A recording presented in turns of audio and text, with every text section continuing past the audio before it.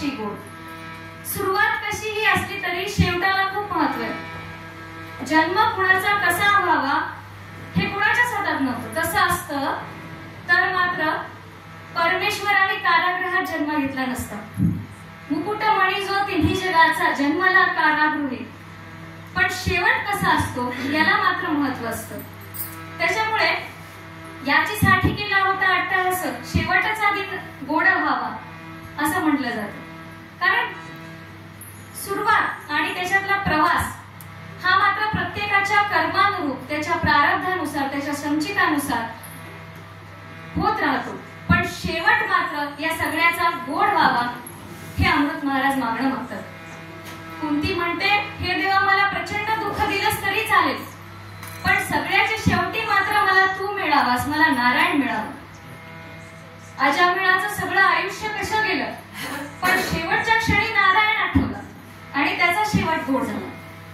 आणि म्हणून या शेवटाला खूप महत्व आहे.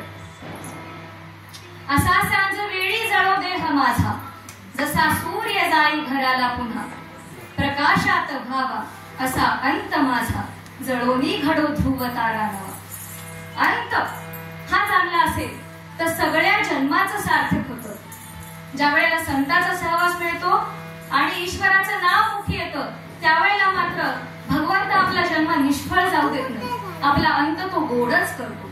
आणि म्हणून अमृत महाराज म्हणतात, सुफलित करुणे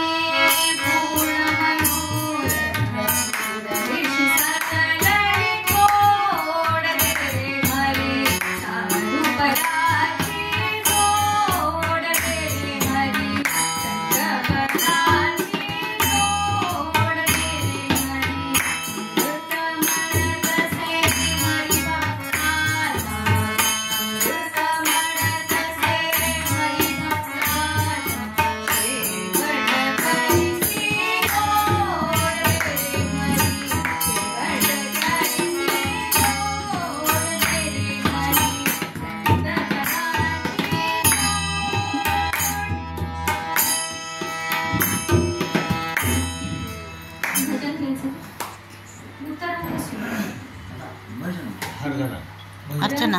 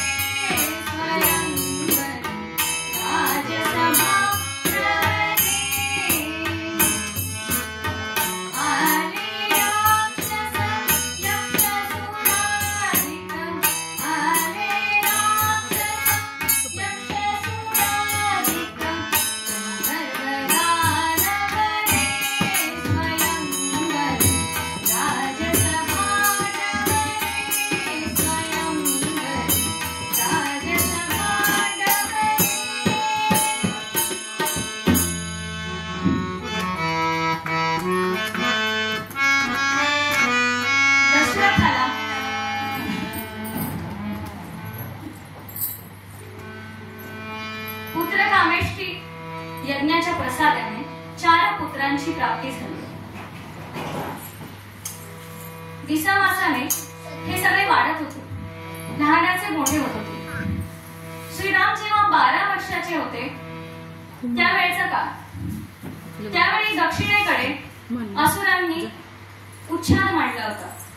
कुठलं धर्म कर्म करायचं म्हटलं, यज्ञ करायचे म्हणले की ते आड आणायचे, उद्ध्वस्त करायचे. अनेक स्त्रियांना त्यांनी पळून नेलं होतं. त्याच्यामुळे विश्वामित्रांनी ठरवलं की आपण दशरथाकडे जाऊ. राजर्षी विश्वामित्र दशरथाकडे आले आणि त्यांनी दशरथ राजाला विनंती केली की तुझे ज्येष्ठ पुत्र भगवान श्रीराम यांना मी यज्ञ रक्षणार्थ घेऊन जाऊ इच्छितो.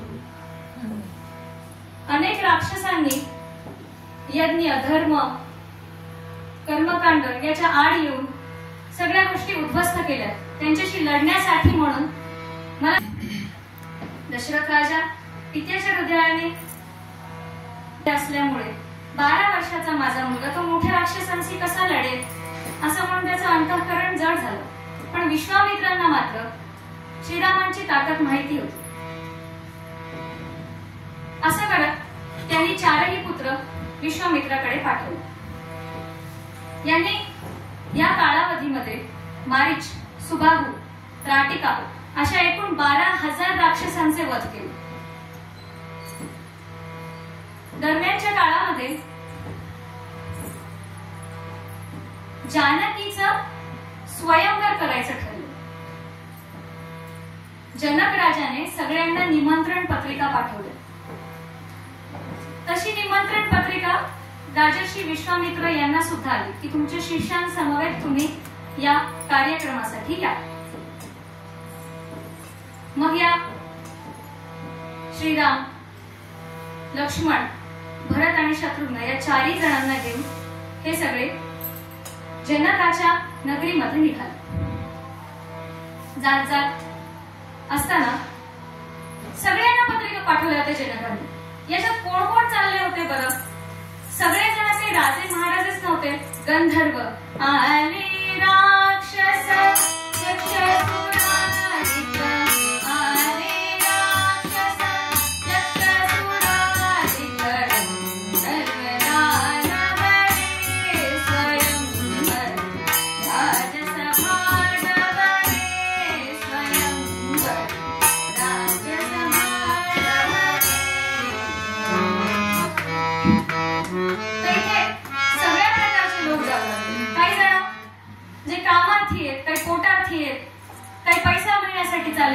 कार्यक्रम आहे जनकाच्या नगरीमध्ये म्हणून असे सगळे जण जाऊ लागले.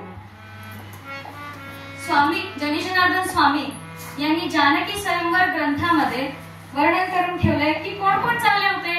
मुख्य सालम भट पुढे, दुजे मालम भट दाती रे, तिजे येलम भट गोची रे, आणि बहिरे कान भट, ऐसे ऋषी नवलाईचे अतिवृद्ध बहुकाळांचे, निघाले दास तृष्णेचे कुटुंबाचे कामारी. तृष्णा ज्यांना इच्छा होती, हा होती, असे अनेक लोक निघाले. काही राजे निघाले, काही राजपुत्र निघाले, सगळीकडचे सगळे लोक निघाले. जाता जाता इथे जाता जाता अहिल्याचाही उद्धार श्रीरामांनी केला. अहिल्या शिळाघर आणि शिळाघर मुक्त केली,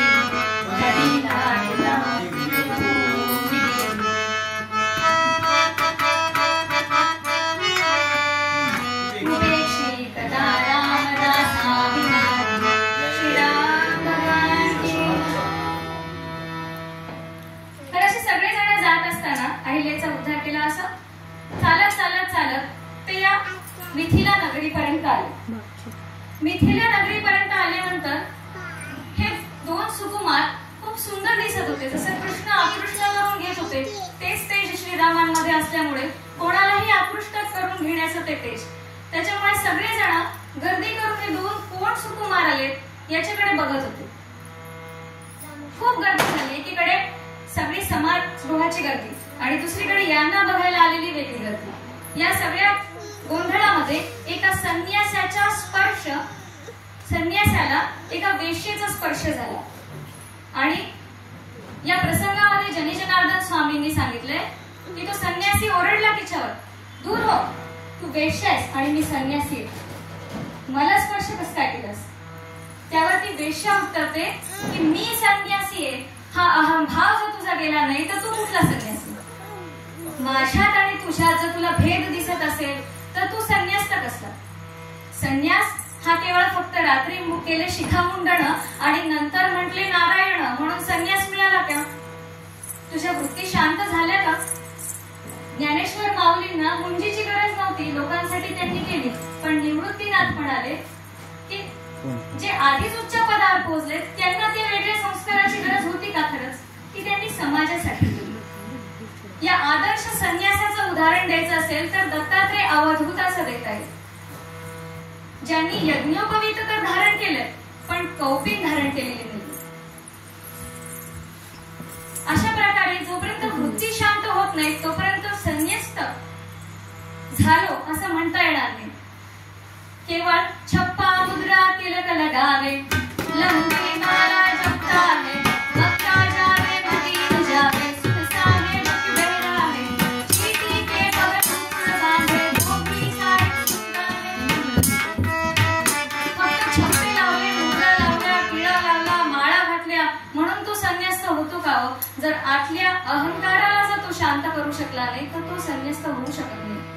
मी आणि समोरचा किंवा मी संन्यासी आणि ही वेश्या हा जर तुझा भाव किंवा हे द्वैतच त्याचं संपलं नसेल तर त्याला आपण संन्यासी नाही म्हणू शकत. अशा पद्धतीने जनीजनार्दन स्वामींनी या संन्यासी आणि वेश्येच्या संवादातून या सगळ्या गोष्टी उलगडल्या. पुढे हे सगळे मिथिला नगरीत पोहोचल्यानंतर सगळेजण विचारू लागले हे कोण आहेत, कोण आहेत हे दोन सुकुमार. किंवा हे श्रीरामाकडे बघून विचारलं हे कोण आहेत.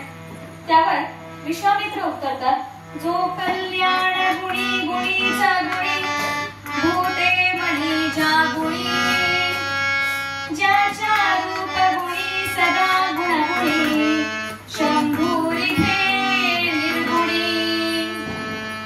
हा गुणी आहे पण अगुणी आहे. आणि याच्याच गुणांमध्ये सगळ्या मनेप्रमाणे सगळं जग रोवलं गेलेलं, सगळं जग ओवलं गेलेलं.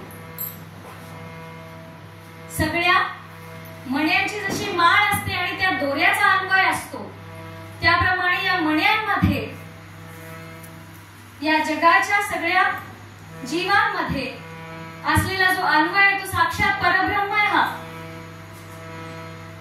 सर्व भूत मात्रांमध्ये ईश्वराचा असलेला अन्वय या श्लोकातून इथे सांगितला जाऊ शकतो. सगळ्या जीव मात्रांमध्ये चैतन्य रूपाने असलेला अन्वय. डोळा आहे पण बघण्याची शक्तीच नसेल तर, कान आहे पण श्रुतीच नसेल तर, जीभ आहे पण वाचा नसेल तर, ही शक्ती जी स्फुरण करते, हे सगळं कार्य करायला कार्यान्वित करते, ती शक्ती, ती प्राणशक्ती म्हणजे भगवंत सगळ्यांच्या मध्ये. मुक्ताबाई म्हणतात, विश्वपट ब्रह्मदोरा ताटी उघडा ज्ञानेश्वरा. हे सगळं ज्याप्रमाणे कपड्यामध्ये, एखाद्या कापड्यामध्ये दोरा आहेच. तुम्ही म्हणाल कापड म्हणजे दोरा आहे का? नाही. पण दोऱ्याशिवाय कापड बनलंय का? नाही बनलं. त्याप्रमाणे हे विश्व, यामध्ये ईश्वर त्या दोऱ्याप्रमाणेच आहे, सगळीकडे आहे, पण तुम्हाला वेगळं दिसणार नाही, कारण त्याने कापडाचा आकार धारण केलाय. त्या दोऱ्याने कापडाचा आकार धारण केलाय, पण दोऱ्याशिवाय कापड बनलं नाही. सगळ्या सृष्टीमध्ये याचं प्रमाण बदलत राहतं. 24 कॅरेट सोनं सोनं आहे, 23.5 सुद्धा सोनच आहे, 18 कॅरेट सुद्धा सोनच आहे. मग जेव्हा महत्त्व किंवा परमेश्वर हा विकार पावत जातो, विस्तार पावत जातो, त्यावेळेला त्याच्या अस्तित्वामध्ये हे 24 कॅरेट पासून 22 कॅरेट, 22 कॅरेट पासून 18 कॅरेट असा विकार होत राहतो. ज्याप्रमाणे तूप आहे, दुधामध्ये तूप आहे का? आहे. मग दाखव? नाही दाखवता येणार, कारण त्याला त्या कार्यातून जायला लागेल. दुधाचं दही व्हायला लागेल, त्याला घुसळायला लागेल, त्याच्यातून लोणी व्हायला लागेल आणि मग काढून तूप व्हायला लागेल. दुधात तुपाचं अस्तित्व आहे, पण ते प्रत्यक्ष ते कार्य केल्याशिवाय ते प्रगट होणार नाही. त्याप्रमाणे आपल्या सर्वांमध्ये ईश्वराचं अस्तित्व आहे, पण ते सुप्त अवस्थेत आहे. बीजामध्ये वृक्ष आहे सुप्त अवस्थेत, पण वृक्ष दाखवा म्हणलं तर आपल्याला बीजात वृक्ष नाही दाखवता येणार. त्याला त्या कार्यातून जायला लागेल, त्या बीजाला वृक्षामध्ये परावर्तित व्हायला वेळ लागेल. त्या पद्धतीने यांनी इथे अन्वय, ईश्वराचा अन्वयच या श्लोकातून सांगितलं. ते म्हणाले म्हणजे कोण? आता हे असं वर्णन केल्यानंतर कोणाला काय कळणार आहे की श्रीराम कोण आहेत बाबा? पुन्हा त्यांनी प्रश्न केला, या परिचे भवताप विमोचक शाप शरान्वित भूम्यरपि मामुनि सर्वदुःखान्नवत्तजनाभूतोषंसेतुपरि. हे सगळ्याहून सुंदर, सगळ्याहून बुद्धिमान, शाप बाण धारण केलेले हे कोण आहेत? त्यावेळेला परत विश्वामित्र उत्तरतात, साकेताधिप बाळरणतटी रक्षो गणात काळ हे, दीनांचे कंवाळ हे प्रतिपदी, राया जगत्पाळ हे, पूर्णे हे शुभलक्षणी रत सदा, धर्मैक्य संरक्षणी, आनंदाब्धी अनुक्षणी भरतसे, यांच्या कृपाई क्षणी. श्रीरामचंद्र भगवान की जय. साकेताप्रमाणे बाळ जरी दिसत असले, हे नाजूक कृपा जरी दिसत असले तरी रक्षोगणात काळ आहे. जेव्हा रक्षण करायला जाऊ तेव्हा साक्षात काळाचं स्वरूप घेऊन येणारे हे श्रीराम. दीनांचे कनुवाळ, दीनांचे कनुवाळ आणि जगाचे पालनहार, यांचं फक्त नजर, यांचे कृपा कटाक्ष जर पडला तर आनंदाला उधाण येईल, असे हे श्रीराम आहे, असं वर्णन त्यांनी सांगितलं. कशासाठी आले तिथे? कारण यांना तर काही निमंत्रण नव्हतं. निमंत्रणाची गंमत आहे. निमंत्रणाची अशी गंमत आहे की जनकाने सगळ्यांना निमंत्रण पाठवलं आणि खाली लिहिलं होतं की माझ्या कन्येचं स्वयंवर आहे, तरी तुम्ही यावे आपला जनक. आणि ज्यांना ज्यांना निमंत्रण पाठवलं त्यांचा तो जनक झाला, म्हणजे वडील झालं. हे सगळ्या त्यांच्या बहिणी झाल्या ना, ते भाऊ झाले सगळे सीतेचे. फक्त रामाला नव्हतं निमंत्रण, म्हणून राम भाऊ नाही झाले. हे कशासाठी आले?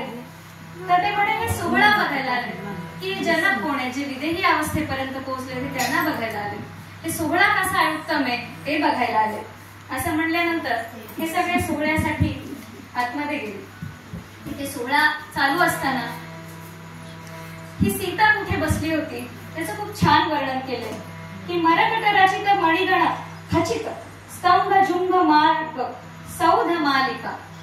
मण्यांनी सगळं सजवलेलं आणि सिंहाचे मुखवटे करून असलेले असे खांब तिथे होते. या ठिकाणी ती सीता बसली होती. स्वच्छ पांढरा शुभ्र तिचे ते आजूबाजूचा परिसर होता, आजूबाजूचं जे आसन होतं हे सगळं स्वच्छ. सरळ गगन गंगा प्रवाह विमल सरळ तरल हार असं तिथे वर्णन केलंय की गंगेचा प्रवाह कसा शुद्ध असतो, तरल असतो आणि सरळ असतो, तसं तिचं ते बसण्याच्या जागेचं वर्णन केलं. आणि सीता कशी होती तर तिचे केस किती सुंदर होते, कोकिळाप्रमाणे तिचे नेत्र होते, लांब सडक केस होते, असं तिचं वर्णन केलंय सगळेजण असले. तितक्यात या सगळ्या सोहळ्यामध्ये 4-5 जणांनी मिळून धनुष्य ओढत आणलं. आणि धनुष्य ओढत आणल्यानंतर सगळे राजे बघायला लागले जे स्वयंवरासाठी आले होते ते, इतकं मोठं धनुष्य इथे आणून ठेवलं. आणि तितक्यात तिथे रावणाचं आगमन झालं. दैत्य धुरंधर जोड शकंदर सोंड पगंधर जातीन सार मस्त समस्त हि मस्त पडोलगी मस्त गदा पतनालगी सार.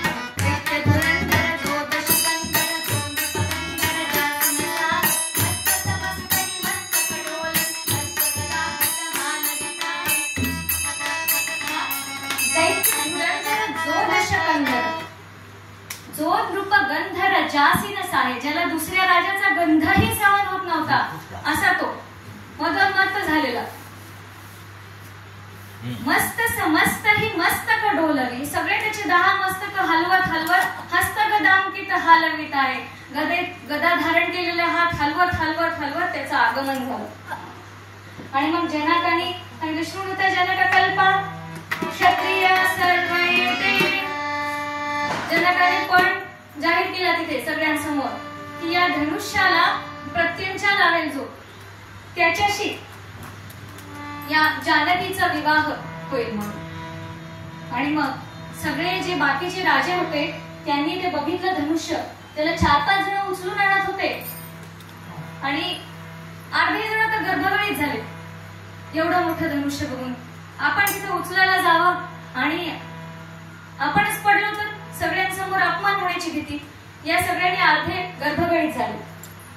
तितक्यात रावण तिथे येऊन म्हणतो दंती म्या देव दंती धरुण मुरडीला शैल कैलास राणा घेता हस्ती प्रशस्ती कडकडती कडा कापती काळ गाढा तेथे या कामिटाचा गरिमा गुण किती प्रौढिमा कोण येतो.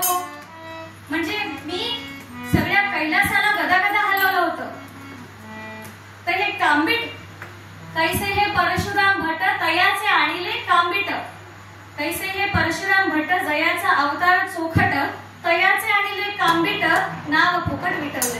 हे कांबिट आणलंय कोणत्या तरी परशुराम भटाचं म्हणे मी एका क्षणात उचलतो. मी अख्खा कैलास पर्वत उचलला होता आणि मला बघून कापती काळगाळा कडकडती कडा कापती काळगाळा असं म्हणून तो स्वतःच वर्णन करायला लागतो. स्वामी म्हणतात की जो स्वतःच वर्णन समोर येऊन करतो आणि स्वतःची स्तुती करतो आत्मस्तुती तो आहे अधमाहून अधमू. आणि तिथे त्यांनी रावणाला अहंकार झाला स्वतःबद्दल आणि तो स्वतःची स्तुती करू लागला. पण समोर आल्यानंतर म्हणतो हे तर मी आता उचलेलो कन्या आनीयतम आदौ धनुर्भंगो विधीयते कन्या वा धनुरावादौ नक्षत्र कुशलो भवे.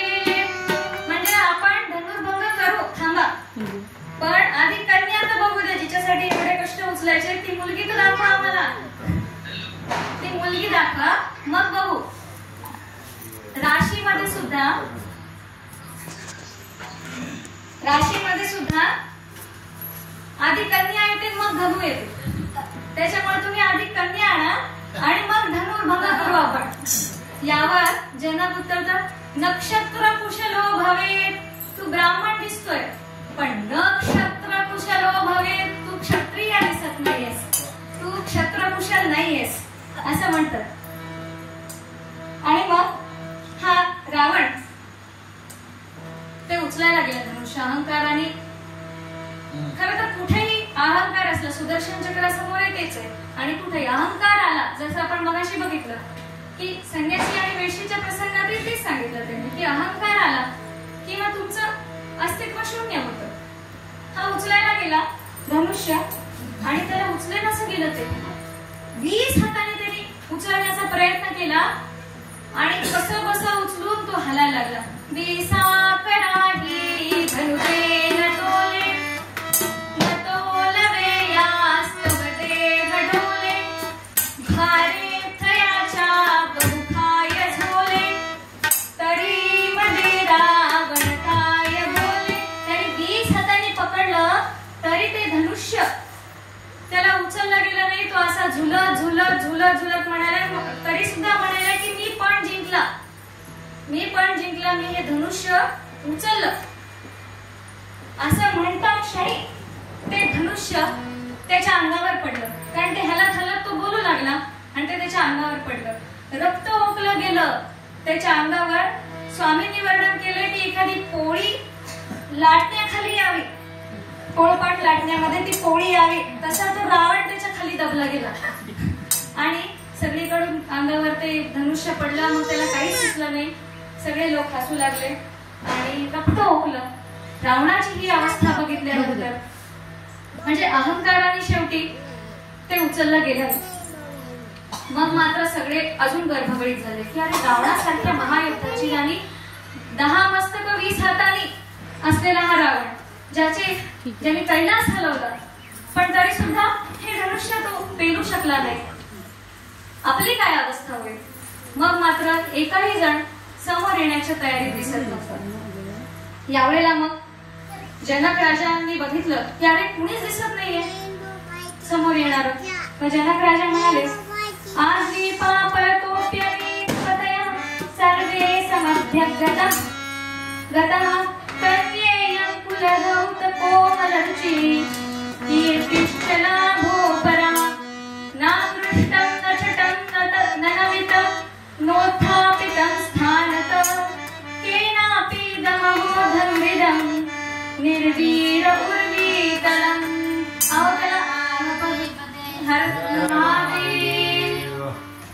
अहो कुणाला ते उचलणं शक्य झालं नाही हे धनुष्य.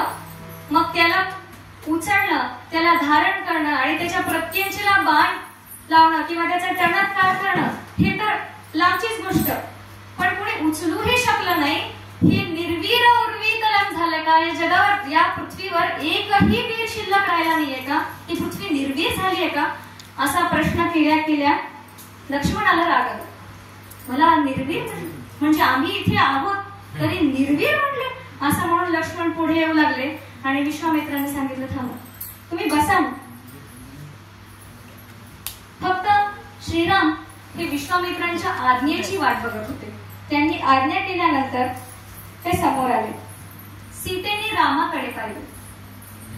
विजयारूपी श्रुती सत्य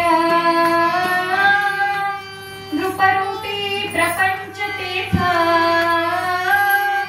नेती मुखलाकारिता उरेल नित्य श्रीराम. श्रीरामचंद्र भगवान की जय. तिची एक दासी होती विजया नावाची आणि ती तिला सगळं वृत्तांत सांगत होती. ही सत्य सांगत होती की काय चालू आहे तिचं.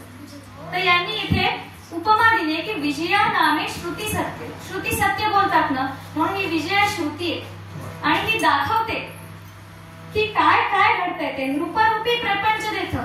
राजा म्हणजे प्रपंच आणि नेती नेती हे नाही ते नाही ते नाही.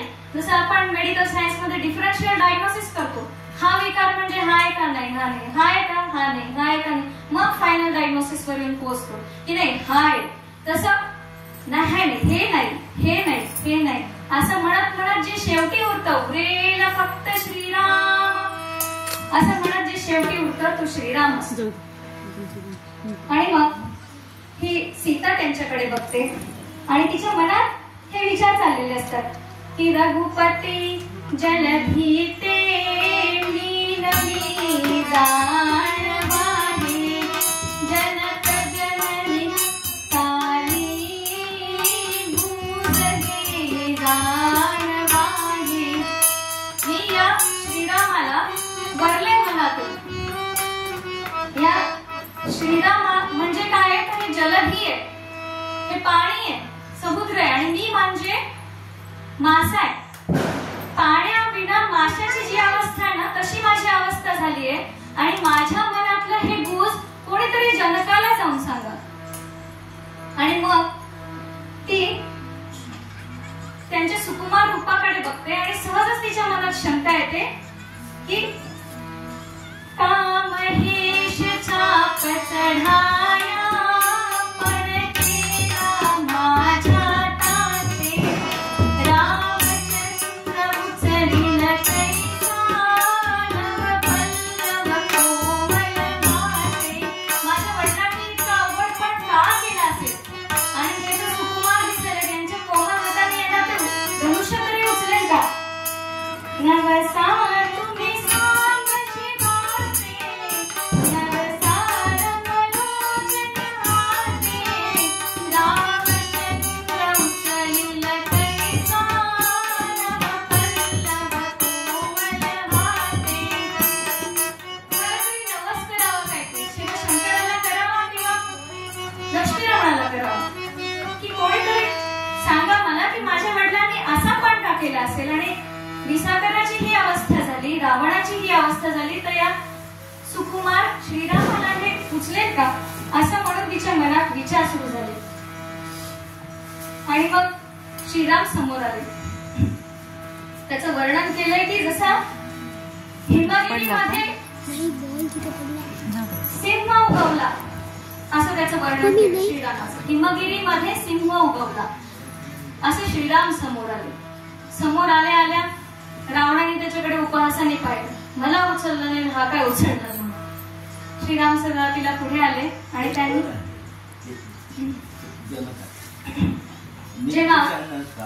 जेव्हा सीतेच्या मनात हे विचार चालू होते, त्यावेळेला सीता विचार करते, नीती जनका विनताय वराही, नीती जनका विनताय वराही, कैसे हे शिव कारुतवल्ली, कैसे हे शिव कारुतवल्ली, कारुतके सदनाथ पूजारी, नीती जनका विनताय वराही, नीती जनका विनताय वराही, आपण आपण आपण नारी, आपण आपण आपण नारी, काजनके सदनाथ पूजारी,